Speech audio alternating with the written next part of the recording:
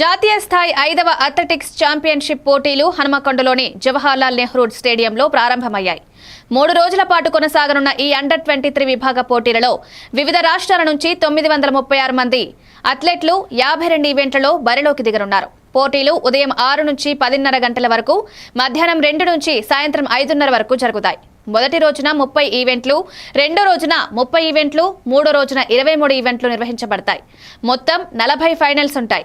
20 కిలోమీటర్ల race walk 17వ తేదీ ఉదయం వరంగల్ ఎన్ఐటి ఆవరణలో జరగనుంది. అథ్లెటిక్స్ ఫెడరేషన్ ఆఫ్ ఇండియా సాంకేతికత బృందంపై ఏర్పాట్లపై సంతృప్తి వ్యక్తం చేసింది.